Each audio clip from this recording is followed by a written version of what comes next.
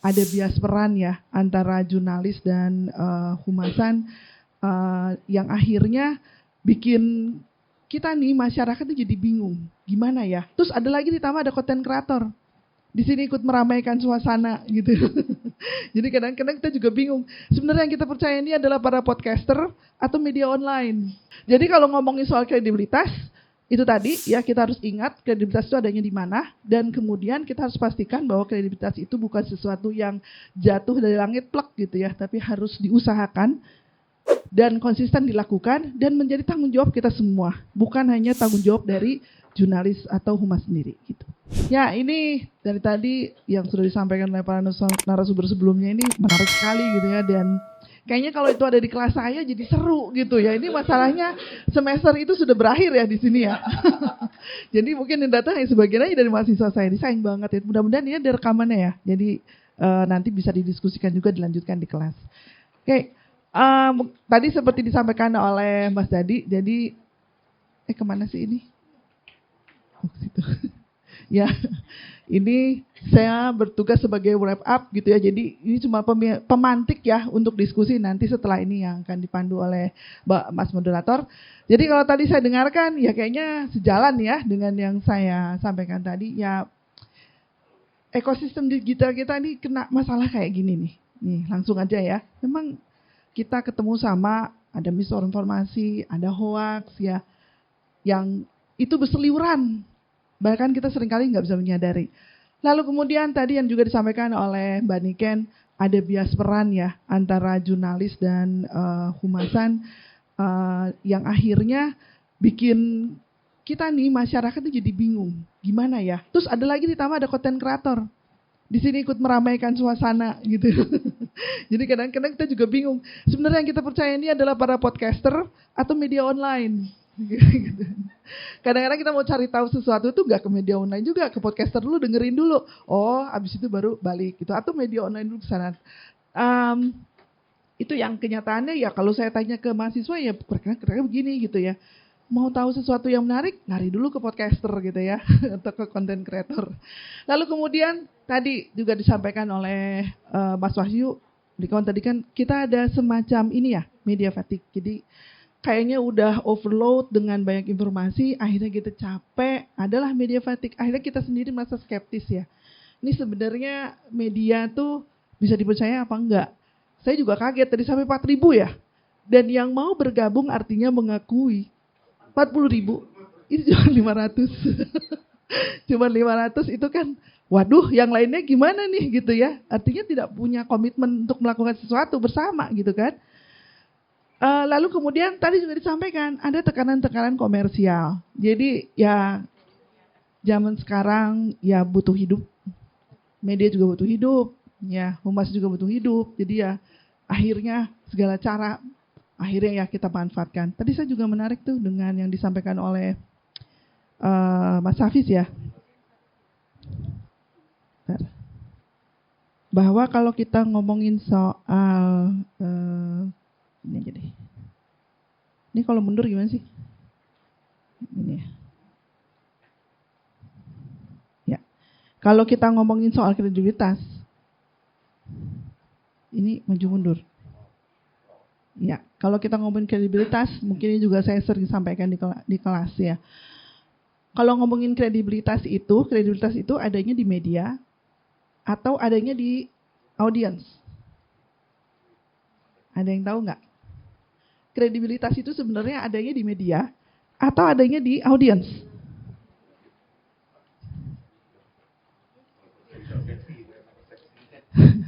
Kredibilitas ini nempelnya di mana? Kalau kita diskusikan di kelas, gini loh, yang membaca, yang melihat media itu siapa sih? Audiens kan? Jadi yang akan menilai ini kredibel atau tidak, itu medianya atau audiensnya? Audiensnya. Jadi ini juga jadi challenge ya buat media. Si audiens ini bisa melihat nggak itu sebagai sesuatu yang memang bisa dipercaya. Nah sekarang gantian. Si audiensnya sendiri bisa kita percaya nggak sih? Media bisa percaya nggak sih sama audiens bahwa dia memang benar-benar penilai kredibilitas yang baik? Nah ini kan jadi problem ya, gitu. Nah ini kayaknya saya nggak usah ngejelasin ini. Jadi bahwa tadi udah dijelaskan bahwa yang namanya kehumasan, dia memang bertugas corongnya organisasi yang tadi sudah dijelaskan oleh Mbak Niken. Lalu kemudian kalau jurnalis gimana? Jurnalis juga punya tuntutan seperti ini yang teman-teman lihat di sini. Kita udah sama-sama tahu yang nama jurnalis dia mesti ya tentunya ya mengawal kita semua. Lalu kemudian juga menjadi gatekeeper menentukan informasi apa sih yang seharusnya itu bisa diterima oleh audiens. Dan sekarang dengan adanya banyaknya platforms, itu akhirnya dituntut tuh ya jurnalis untuk menjalankan kegiatannya dan menjadi seorang atau bagian yang bisa ngecek segala sesuatu itu dengan memverifikasi dengan cepat. Karena platformnya makin cepat. Nah, jadi balik lagi nih, saya tadi sempat kutip yang terakhir yang Mas Hafiz sebutkan bahwa people, trust people, bukan platformnya ya. Jadi kebayangkan pekerjaan ini adalah pekerjaan bagaimana membuat orang percaya pada apa yang disampaikan oleh orang, informasinya, bukan platformnya sendiri. Dia akan mengikuti pekerjaan dari si medianya. Nah, ini tadi juga sudah sempat dijelaskan oleh Mbak Niken bahwa memang antara media dan kehumasan itu mutualistik dan konfliktualistik gitu ya. Karena beda kepentingan itu loh jadinya ya.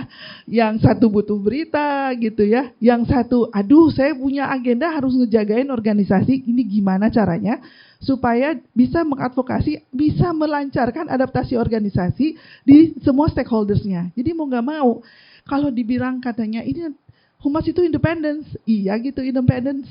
Sorry maaf ada yang dari Perhumas di sini banyak kan? Jelas nggak sih kalau kita bekerja, udah jelas kan, kita akan membela siapa? Maaf ya, yang satu punya perusahaan, yang satu media gitu ya, udah pasti konflik gitu kan. Iya, jelas gitu ya. Nah ini kalau mungkin saya sedikit suntik aja gitu ya, bahwa kalau kita mau jagain kredibilitas tadi, kredibilitas sekali lagi ya, itu adanya di penilaian audiens. Nah, kita harus pastikan ini, kayaknya ini para jurnalis sudah pasti menjaga ini. Tapi mungkin barangkali karena dalam perjalanannya banyak sekali gitu ya, tadi cabaran-cabaran tadi. Belum lagi ada regulasi-regulasi yang belum tepat. Belum lagi ini ya, kami ini sebagai akademisi tentu harus bekerja keras untuk bisa menyiapkan SDM-SDM yang tadi ya, yang memang dibutuhkan dan bisa langsung pakai ini gitu ya. Kira-kira dia begitu dia terjun ke masyarakat, begitu dia bikin media, ini memang benar media yang kemudian akhirnya bisa memberikan tadi informasi-informasi yang kredibel. Nah, jadi kita akan bisa menghindari ini, disinformasi, misinformasi, malinformation, gitu, informasi ya gitu. Dan tentunya kita juga perlu yang namanya ngedidik audiens tadi, karena kredibilitas itu ada di dia gitu kan, menilai media gitu. Mau nggak mau kan harus dipinterin ya, dipinterin audiensnya itu. Jadi ini mungkin tadi saya sangat menyambut baik kalau memang ada tadi yang dibocorin ya. Bukan hanya soal masalah standar kredibilitas itu seperti apa, bukan masalah regulasi seperti apa, literasi media kita udah sering dengar, tapi bagaimana coba kalau kita mengkolaborasinya itu dalam satu riset independen yang kemudian itu bisa menjadi bahan hikmah buat kita semua gitu, baik humas, jurnalis maupun kita dari akademisi. Nah itu kan tentu sangat diharapkan ya, dan mudah-mudahan di sini bisa dapat nih bentuk kolaborasi seperti apa yang diperoleh gitu ya, yang bisa dibuat. Saya sangat menyambut baik teman-teman mahasiswa yang dia berasal dari media, karena dari sinilah ini bisa menularkan gitu ya kepada dengan kegiatan kita PKM gitu ya ke masyarakat, itu akan mengajarkan soal literasi media. Tapi saya nggak tahu ya kalau media melakukan ini juga nggak gitu ya, yang kira-kira secara rutin. Nah itu mungkin yang bisa disampaikan, mudah-mudahan 10 menit pas gitu ya. Jadi kalau ngomongin soal kredibilitas, itu tadi ya kita harus ingat kredibilitas itu adanya di mana, dan kemudian kita harus pastikan bahwa kredibilitas itu bukan sesuatu yang jatuh dari langit plek gitu ya, tapi harus diusahakan dan konsisten dilakukan dan menjadi tanggung jawab kita semua, bukan hanya tanggung jawab dari jurnalis atau humas sendiri gitu. Itu aja mungkin, kita tunggu diskusinya. Terima kasih. Assalamualaikum warahmatullahi wabarakatuh.